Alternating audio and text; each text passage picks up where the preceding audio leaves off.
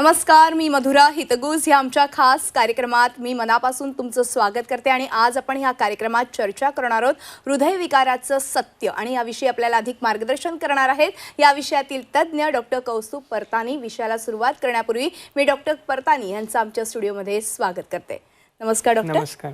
नमस्कार डॉक्टर परतानी हे हृदयविकार तज्ञ आहेत आणि गेल्या अनेक वर्षांचा त्यांना या क्षेत्राचा अनुभव आहे। डॉक्टर कौस्तुभ परतानी यांनी परभणीमध्ये आपलं पहिलं IVUS हे मशीन जे 3D इमेज मशीन आहे ते आणलेलं आहे आणि यामुळे अतिशय गुंतागुंतीची शस्त्रक्रिया अचूकपणे आणि सोयीस्कररित्या करणं शक्य झालंय। डॉक्टरांनी परभणीमध्ये प्रथमच स्वतः रोटॅब्लेशन सारखी अनेक गुंतागुंतीची प्रकरणं यशस्वीपणे पार पाडलेली आहेत। डॉक्टर परतानी यांच्या वडिलांपासून आरोग्य सेवेचं हे व्रत सुरू झालं आणि त्यामुळेच परभणीकरांचं आरोग्यही समृद्ध झालंय। गेल्या 5 वर्षांमध्ये डॉक्टरांनी परभणीमध्ये आधुनिक तंत्रज्ञानाच्या मदतीनं कार्डिओलॉजीचे अनेक युनिट्स तयार केलेत आणि डॉक्टर कौस्तुभ परतानी यांनी आपलं शिक्षण हैदराबादमध्ये घेतलं आणि तांत्रिक प्रशिक्षण हे यशोदा आणि सनशाईन सारख्या नावाजलेल्या हॉस्पिटलमधून घेतलंय। विविध हॉस्पिटलमध्ये ते आपली वैद्यकीय सेवा देतात। KIMS हॉस्पिटलमधून त्यांनी इंटरव्हेन्शनल कार्डिओलॉजीमध्ये फेलोशिप घेतली आणि डॉक्टर परतानी हॉस्पिटलचे ते प्रमुख आहेत। बायस्क्युस्पिड महाधमनी वॉल्व्हसह एरोट्रोप्लवनरी ह्या फिस्टुलाचं दुर्मिळ शस्त्रक्रिया त्यांनी यशस्वी करून दाखवलेली आहे। चला तर आज आपण हृदयविकाराचं हे सत्य काय आहे हे जाणून घेऊया डॉक्टरांकडून लगेचच। डॉक्टर पुन्हा एकदा स्वागत आहे। नुकताच हृदय दिन खरं तर झाला आणि त्यानंतर आज आपण ही चर्चा करतोय। हार्ट अटॅक हे आता आजकाल फारच कॉमन बघायला मिळतंय, अगदी तरुण वयापासून ते अगदी वयस्करांपर्यंत। पूर्वी हा फक्त आजार एका विशिष्ट वयातल्या लोकांना व्हायचा, मात्र आता तसं राहिलेलं नाहीये। तर मला हेच विचारायचं आहे की हार्ट अटॅक किंवा हृदयविकाराचा झटका येतो म्हणजे नेमकं काय होतं? हृदयाला रक्तपुरवठा करणारी जी नस असते, धमनी असते, त्या 3 धमन्यापैकी एक नस समजा बंद झाली तर त्या भागाचा रक्तपुरवठा कमी होणं किंवा बंद होणं आणि त्याच्यानंतर तो भागाचा जो स्नायू आहे तो कमकुवत होतो आणि त्याच्यामुळे रुग्णाला हृदयाचा झटका येतो। बरोबर। आता तुम्ही म्हणालात तसं की ती धमनी आहे ती कमकुवत होते आणि मग साधारणपणे हृदयविकाराचा झटका त्यांना येण्याची शक्यता असते, मात्र ही धमनी नेमकी कशामुळे कमी होते? हृदयाच्या ज्या धमन्या असतात त्याच्यात हळूहळू कोलेस्ट्रॉल जमा होऊन चरबीची गाठ तयार होते आणि एक वेळ अशी येते की ती चरबीची गाठ ब्लॉकेज वाढवत जाते आणि त्याच्यावर रक्ताची गाठ तयार होते आणि रक्त आणि ह्या चरबीची गाठ मिळून ती रक्तवाहिनी 100% बंद होते। ती रक्तवाहिनी 100% बंद झाली की हृदयाचा झटका येतो। बरोबर आहे। अर्थातच आज आपण बघितलं तर साधारणपणे तरुण वयांमध्येही ही शक्यता बळावते। हृदयविकार मोठ्याने झपाट्यानं वाढलेले बघायला मिळतात। त्याचबरोबर महिलांमध्ये पूर्वी ह्याचं प्रमाण कमी होतं पुरुषांपेक्षा, मात्र आज महिलांमध्येही हे प्रमाण वाढलेलं आहे। अर्थातच ह्याच्या मागची कारणं जरी वेगवेगळी असली तरी सुद्धा आज महिलांवर सुद्धा एक प्रकारचा ताण बघायला मिळतो। प्रत्येक ठिकाणी महिला आपल्याला अग्रेसर दिसते।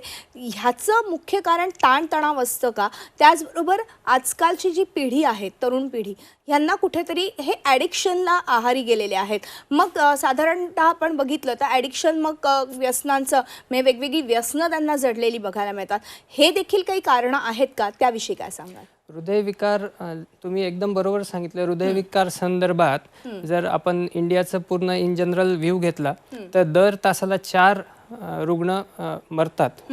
म्हणजे जे वाचतात ते वेगळे हृदयविकार, पण जे मृत्युमुखी पावतायत असे दर तासाला 4 रुग्ण मृत्युमुखी पावतात आणि इन जनरल ह्याचं प्रमाण वाढत चाललंय। जसं की आपण पाश्चात्य जगाचा विचार केला आणि इंडियाचा विचार केला तर 10 वर्ष कमी वयातच आपल्या इथल्या लोकांना हृदयाचा झटका येत आहे।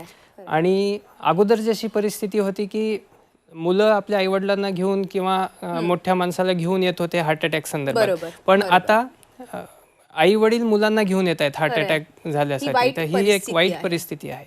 बरोबर आहे। ह्याचं प्रमाण वाढण्याचे खूप सारे कारण आहेत, पण जसं तुम्ही म्हणता की स्ट्रेस एक कारण आहे, जंक फूड कन्झम्पशन एक कारण आहे, बसून राहणं, सिडेंटरी लाईफस्टाईल, आता सिडेंटरी लाईफस्टाईलला जर तुम्ही 20 मिनिटं एका ठिकाणी बसून राहिले तर त्याला आपण एक सिगरेट पिण्या एवढं रिस्क फॅक्टर मानलं जातं. बापरे. तर ह्या गोष्टीसुद्धा लक्षात घ्यायला पाहिजे की आपलं लहान मुलात एस्पेशली जर आपण पाहू तर त्यांचं बाहेरचं जे खेळणं आहे ते अत्यंत कमी झालेलं आहे.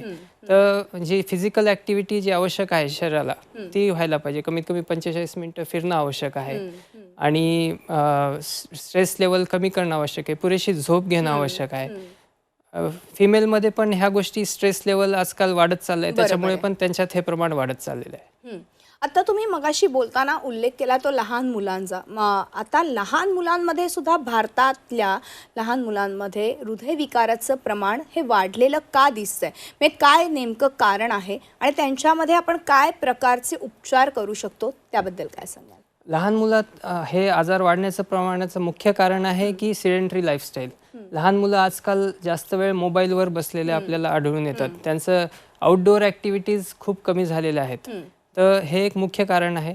दुसरं आहे की आउटसाईड फूड जे जंक फूड आहे ह्याचं कन्झम्पशन बऱ्यापैकी वाढलेलं आहे. आता सॅटर्डे संडे नाही म्हणलं तरी बाहेर जाण्याची एक प्रथा निर्माण झाल्यासारखी झालेली आहे. आणि लहान मुलांचं इन जनरल सुद्धा असं चिप्स म्हणा, बाकीच्या गोष्टी म्हणा, आउटसाईड फूड किंवा कॅन्डीज आहेत, शुगरी प्रॉडक्ट्स आहेत, ह्याचं कन्झम्पशन बऱ्यापैकी वाढलेलं आहे. अर्थातच ह्या सगळ्यावरती खरं तर त्यांच्या पालकांनी देखील तितकाच कंट्रोल करणं देखील महत्त्वाचं आहे. कारण की जर ह्या इतक्या लहान वयामध्ये ह्यांना हृदयासारख्या आजाराला सामोरं जावं लागत असेल तर पुढचं त्यांची जी लाईफस्टाईल आहे किंवा पुढे जाऊन त्यांना जे आयुष्य जगायचं आहे त्यांच्या जीवनमानामध्ये किती सारे प्रॉब्लेम्स येऊ शकतात हे खरं तर आपण गांभीर्यानं घेणं गरजेचं आहे. मात्र डॉक्टर, हे बघायला मिळत नाही आहे तितकं गांभीर्य ह्या हृदयविकाराविषयी. याबद्दल तर मला चर्चा करायचीच आहे. पण जेव्हा हार्ट अटॅक येतो तेव्हा ताबडतोब आपल्याला ट्रीटमेंटची गरज असते आणि तो गोल्डन अवर म्हटला जातो. हा गोल्डन अवर म्हणजे नेमकं काय आहे? त्याच्यावरती आपण त्या गोल्डन अवरमध्ये काय ट्रीटमेंट करतो आणि त्याने ज्या व्यक्तीला हार्ट अटॅक आलाय त्या व्यक्तीचं जीवनमान कसं सुधारू शकतं त्याविषयी काय सांगा? हा खूप महत्त्वाचा प्रश्न आहे. आणि हा जो गोल्डन आवर कन्सेप्ट आहे तो बेसिकली मिलिटरीमधून आलेला आहे. जेव्हा वर्ल्ड वॉर चालू होतं, जेव्हा जवानांना काही इंजुरी व्हायच्या तर त्यांना वाचण्याची शक्यता मॅक्झिमम होती. ज्यावेळेस की ते 1 तासात तर त्यांना मेडिकल सुविधा मिळाल्या, लवकरात लवकर मिळाल्या, तर ते वाचण्याची शक्यता जास्त होती. आणि 1 तासाचा कालावधी गेला तर वाचण्याची शक्यता खूप कमी होऊन जात होती. तर हाच कन्सेप्ट आहे की हार्ट अटॅक आला की ती एक मेडिकल इमर्जन्सी आहे. त्या वेळात जर तुम्हाला 1 तासाच्या आत जर व्यवस्थित उपचार मिळाले तर तुमची वाचण्याची शक्यता खूप वाढून जाते. आणि दर अर्ध्या तासाला 7% रिस्क वाढत जाते. 7% रिस्क इन्क्रीज होते हार्ट अटॅकमुळे. त्यामुळे जेव्हा हार्ट अटॅक येतो ह्या गोल्डन आवर कन्सेप्टचा उपयोग खूप महत्त्वाचा आहे. आणि जितक्या लवकर तुम्ही मेडिकल सुविधा घ्याल, जितक्या लवकर तुम्हाला ट्रीटमेंट मिळेल, तुमची वाचण्याची शक्यता वाढून जाईल. आणि फक्त वाचण्याची शक्यता नाही तर हृदयाची जी कार्यक्षमता आहे ती सुद्धा चांगली राहण्यासाठी मदत होईल. आता तुम्ही कार्यक्षमतेबद्दल बोललात. हृदयाची कार्यक्षमता हा एक महत्त्वाचा खरं तर मुद्दा आहे असं म्हणायला हरकत नाही. कारण की हृदयाची कार्यक्षमता ही सतत आपल्याला वाढवायची असते. कारण हृदय जसं आपलं चांगलं राहील तसं आपलं आयुष्यमान अधिक वाढेल आणि नक्कीच त्याचा फायदा आपल्याला पुढच्या जीवनात होईल. पण आजकाल आपण बघितलं तर साधारणपणे 4 जिने चढले तरी अनेकांना धाप लागते. त्यांना लिफ्टची सवय झालेली असते. कोणी चालायला गेलं तरी अर्ध्या तासात किंवा 15 मिनिटात थकून जातो. अशा अनेक केसेस तुमच्याकडे येत असतील रोजच्या ह्या सगळ्या ट्रीटमेंटच्या दरम्यान. तर मला तेच विचारायचं आहे की नेमकं काय केलं पाहिजे? हृदयाची आपण काळजी कशी घेतली पाहिजे? हृदयाची कार्यक्षमता वाढवण्यासाठी आपल्याला नेमकं काय केलं पाहिजे? फक्त चालणं हा एकच आहे का, किंवा आपण आहार कसा घेतला पाहिजे त्याविषयी काय सांगाल?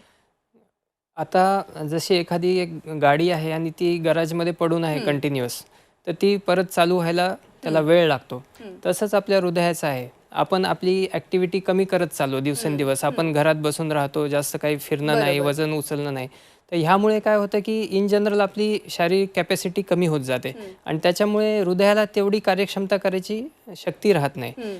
जर आपण रेग्युलर वॉकिंग केलं, जसं की 45 मिनिटं वॉकिंग आहे, ब्रिस्क वॉकिंग, किंवा मग आपण एरोबिक एक्सरसाइजेस आहेत, किंवा दुसरे काही बायसिकलिंग आहे, किंवा मग ट्रेडमिल आहे, क्रॉस ट्रेनर आहे, अशा ॲक्टिव्हिटी जर 45 मिनिटं रोज केल्या आठवड्यातून कमीत कमी 5 दिवस, तर आपली हृदयाची कार्यक्षमता मेंटेन राहण्यासाठी आपल्याला मदत मिळते. आणि जर आपण ह्या ॲक्टिव्हिटी नाही केल्या तर आपली हळूहळू फिजिकल कॅपॅसिटी कमी होऊन आपल्याला दम लागणं, धाप लागणं, जिना चढतानाही त्रास होणं, ह्या सगळ्या गोष्टी होऊ लागतात. बरोबर. अर्थातच हे सगळी आता लक्षणं जी तुम्ही सांगितली ती फार महत्त्वाची आहेत, कारण की जर का अशा प्रकारची लक्षणं जर तुम्हाला जाणवत असतील तर ताबडतोब तुम्ही हार्ट खरं तर कार्डिओलॉजिस्टचा खरं तर तुम्ही सल्ला घेतलाच पण पाहिजे. आणि त्याचबरोबर योग्य व्यायाम करणं, आहार योग्य ठेवणं, तसंच वेळोवेळी तपासण्या करून घेणं. कारण आज आपण बघितलं तर आपण काय खातोय किंवा आपण किती व्यायाम करतोय किंवा आपल्याला किती स्ट्रेस आहे ह्याचं मॅनेजमेंट करणं देखील तितकंच महत्त्वाचं आहे, जर आपल्याला हार्ट अटॅक येऊ नये असं वाटत असेल तर. पण डॉक्टर, हार्ट अटॅक आल्यानंतर अँजिओग्राफी किंवा अँजिओप्लास्टी ही केली जाते, पण मग त्या अँजिओग्राफी किंवा अँजिओप्लास्टीच्या आधी काही टेस्ट आवश्यक असतात का? तर त्याविषयी काय सांगाल? अँजिओग्राफी करण्याच्या अगोदर आपल्याला सर्वात अगोदर रुग्णाशी बोलणं आवश्यक आहे, त्याची लक्षणं जाणून घेणं आवश्यक आहे. छातीवर दबाव येणं, दम लागणं, धडधड होणं, घाम येणं किंवा जबडा दुखणं, कांदे भरून आल्यासारखं वाटणं, अशी लक्षणं असतील तर ती हृदयविकाराची लक्षणं आहेत. तशी लक्षणं असतील तर आपल्याला पुढच्या चाचण्या करणं आवश्यक आहे, जसं की बेसलाईन ECG, नंतर मग 2D इको तपासणी जी हृदयाची सोनोग्राफी असते. आणि काही पेशंटमध्ये आपण ट्रोपोनिन आय, जसे की बायोकेमिकल टेस्ट असतात. हार्ट अटॅक आला तर ट्रोपोनिन आय लेवल्स वाढते किंवा ट्रोपोनिन T लेवल वाढते, तर त्या टेस्ट. काही रुग्णांना त्यांच्या कंडिशनप्रमाणे ट्रेडमिल टेस्ट करणं आहे. तर ह्या बेसिक तपासण्या केल्यानंतर आपल्याला एक आयडिया येते की किती चान्सेस आहेत की रुग्णाला हृदयविकार असण्याची शक्यता किती आहे. हे एकदा पाहिल्यानंतर आणि काही बेसिक ब्लड टेस्ट केल्यानंतर आपण त्यांची अँजिओग्राफी करू शकतो. बरोबर. अर्थातच अँजिओग्राफी केल्यानंतर साधारणपणे आपल्याला हृदय किती सुरू आहे, कशा पद्धतीने सुरू आहे, त्याच्यामध्ये काही प्रॉब्लेम्स नाही आहेत ना, ब्लॉकेजेस नाही आहेत ना, हे लक्षात येतं का? सगळ्यात अगोदर तर जे 2D इको तपासणी असते त्याच्यात हृदयाची कार्यक्षमता आपल्याला लक्षात येते. हृदयाच्या झडपा कशा आहेत हे लक्षात येतं, हृदयाचं स्नायू किती काम करतोय हे लक्षात येतं. अँजिओग्राफी म्हणजे हृदयाच्या रक्तवाहिन्या पाहायची तपासणी आहे, ज्याच्यात ह्या गोष्टी लक्षात येत नाही. तर ह्या सगळ्या वेगवेगळ्या टेस्ट आहेत आणि ह्या सगळ्या क्लब कराव्या लागतात. सगळ्या एकत्र केल्या तरच आपल्याला पूर्ण हृदयाचं पिक्चर समोर येतं. तर ह्या ECG इको केल्यानंतरच आपण अँजिओग्राफी करायला पाहिजे. बरोबर आहे. अँजिओग्राफी केली तर आपल्याला हृदयाच्या तिन्ही रक्तवाहिन्या पाहता येतात आणि त्याच्यात किती ब्लॉकेज आहे, त्याचं पर्सेंटेज काय आहे, किती लेंग्थ आहे ब्लॉकेजची, ते आपल्याला लक्षात येतं. त्याप्रमाणे त्या जर ब्लॉकेज 70% पुढे असतील तर आपल्याला अँजिओप्लास्टी किंवा बायपास सर्जरी करायची, त्याप्रमाणे आपल्याला डिसिजन घ्यावं लागतं. बरोबर आहे. अर्थातच ह्या सगळ्या टेस्टबद्दल झालं, मात्र बायपास सर्जरी केव्हा करायची, अँजिओप्लास्टी कधी करायची, ह्या सगळ्यासाठी आपल्याला एक योग्य डॉक्टरांचा सल्ला घेणं देखील तितकंच महत्त्वाचं आहे. मात्र काही लक्षणं जर तुम्हाला दिसू लागली तर त्याकडे दुर्लक्ष करू नका, ती हार्टशी रिलेटेड असू शकतात. त्यामुळे योग्य डॉक्टरांचा म्हणजे कार्डिओलॉजिस्टचा सल्ला घ्या आणि योग्य ट्रीटमेंटकडे वळा. आपण एक छोटासा ब्रेक घेऊ आणि ब्रेकनंतर अशी चर्चा पुढे चालू ठेवूया. तेव्हा हितगुजमध्ये वेळ झाली का छोट्याशा ब्रेकची, कुठेही जाऊ नका, पाहत राहा आमचा खास कार्यक्रम हितगुज. ब्रेकनंतर हितगुजमध्ये आपलं पुन्हा एकदा स्वागत आहे आणि आज आपण चर्चा करतोय ती म्हणजे हृदयविकाराचं सत्य. आणि आपण हा विषय अधिक मार्गदर्शन जाणून घेतोय डॉक्टर कौस्तुभ यांच्याकडून. आपण पुन्हा एकदा चर्चेकडे वळूया. अँजिओग्राफीबद्दल डॉक्टर तुम्ही म्हणत होतात, तर त्याविषयी काय सांगाल? अँजिओग्राफी हातातून किंवा पायातून केली जाते. बरोबर. आजकाल 95% केसेसमध्ये हातातून अँजिओग्राफी करणं शक्य आहे आणि ते हातातून केल्याचे बरेच फायदे आहेत. एक तर प्रोसिजर टाइम कमी लागतो, बरोबर. नंतर मग इट इज पेशंटसाठी खूप कम्फर्टेबल असतं आणि पेशंटला त्याच दिवशी आपल्याला डिस्चार्ज पण करता येतं. बरोबर आहे. त्यामुळे आम्ही शक्यतो जितकं शक्य होईल ते हातातूनच अँजिओग्राफी करणं आणि हातातूनच अँजिओप्लास्टी करणं ह्याच्याकडे जास्त भर देतो. बरोबर आहे, बरोबर आहे. पण बऱ्याचदा असं होतं की हृदयविकार म्हटल्यावरती पेशंटच्या मनात बऱ्याच शंका कुशंका येत असतात की ह्या सगळ्यातनं मी बरा होईल का, माझं कसं होईल, पुढचं आयुष्य कसं असेल. कारण नुसतं हृदयविकाराचा झटका येऊन गेल्यावरती त्याच्यानंतर आपण ह्या सगळ्या ट्रीटमेंट सर्जरीज केल्यानंतरही आपल्याला तितकीच काळजी घेणं आवश्यक असतं, कारण वारंवार हृदयविकार येण्याचे चान्सेस अशा केसेसमध्ये वाढू शकतात. तर त्याविषयी काय सांगाल? हृदय विकार जसं आपण की अगोदर बोललो आहेत की गोल्डन आवर कन्सेप्ट, जितक्या लवकर रुग्ण हॉस्पिटलला येतो तितकं त्याची हृदयाची कार्यक्षमता प्रिझर्व होण्याचे चान्सेस वाढत जातात.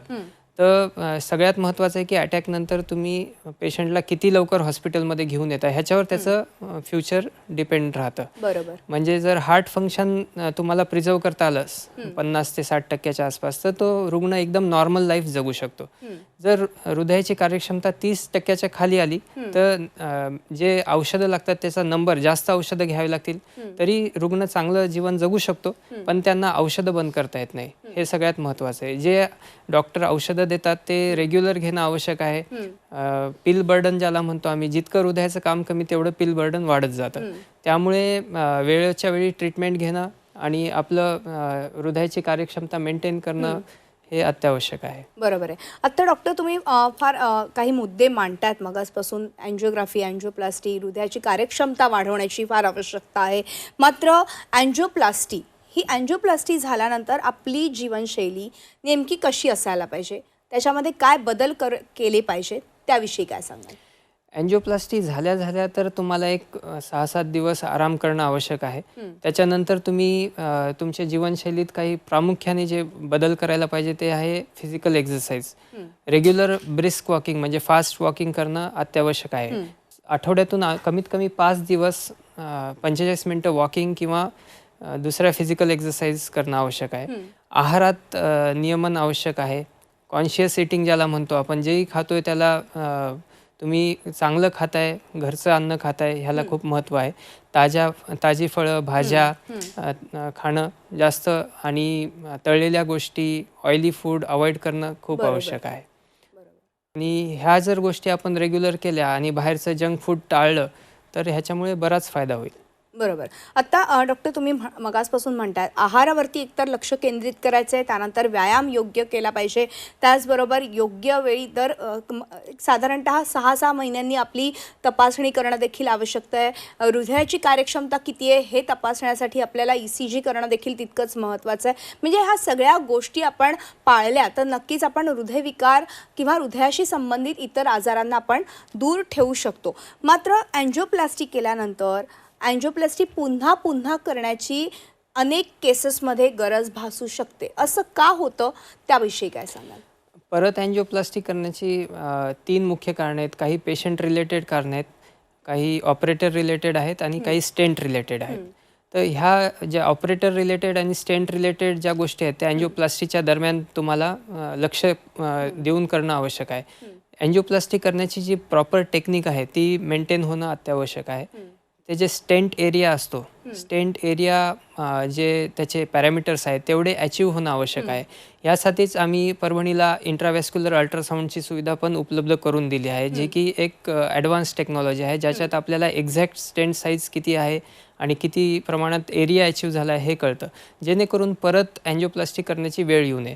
परत अँजिओप्लास्टी करण्याची 5 ते 10% रुग्णांना शक्यता असते आणि त्याच्यातही आपण नवीन टेक्नॉलॉजी वापरून फ्युचर अटॅक येण्याचे प्रमाण कमी करू शकतो. त्याच्यात एक टेक्नॉलॉजी आहे रोटेशनल ॲथ्रेक्टॉमी किंवा आयवस, ड्रग कोटेड बलून्स, अशा बऱ्याच टेक्नॉलॉजी आता उपलब्ध झाल्या ज्या वापरून आपण फ्युचर हार्ट अटॅक किंवा फ्युचर रिऑक्लुजन टाळू शकतो. अगदी. म्हणजे आपल्याकडे आता आधुनिक तंत्रज्ञान तर आहेच, पण त्याचबरोबर आपण हृदयविकारच किंवा हृदयाचा झटका येऊ नये ह्याच्यासाठी खबरदारी घेणं देखील तितकंच महत्त्वाचं आहे. आणि त्यासाठी तुम्ही आत्ता काही मोलाचे सल्ले दिले किंवा मार्गदर्शन केलं. आणि मला वाटतं की आत्ता जे कोणी प्रेक्षक बघत असतील आणि त्यांना ह्या सगळ्यापासून दूर राहायचं असेल तर ते नक्कीच ह्या सगळ्या गोष्टी किंवा हा सल्ला ऐकतील आणि हृदयविकार किंवा हृदय झटक्यापासून नक्कीच ते दूर राहतील आणि योग्य व्यायाम, आहार आणि त्याचबरोबर स्ट्रेस कमी घेणं, ताणतणावाचं मॅनेजमेंट करणं हे देखील तितकंच महत्त्वाचं आहे या सगळ्यामध्ये. डॉक्टर, वेळ संपल्यामुळे आज आपल्याला इथेच थांबावं लागतंय, मात्र तुम्ही आलात आणि खूप छान आणि मोलाचं मार्गदर्शन या एकूणच हृदयविकाराच्या सत्याबद्दल सांगितलं, त्याबद्दल मनपूर्वक आभार. धन्यवाद. आणि यानंतर हितगुज या आमच्या खास कार्यक्रमात आज आपण इथेच थांबतो. तुम्ही पाहत राहा आमचा खास कार्यक्रम हितगुज.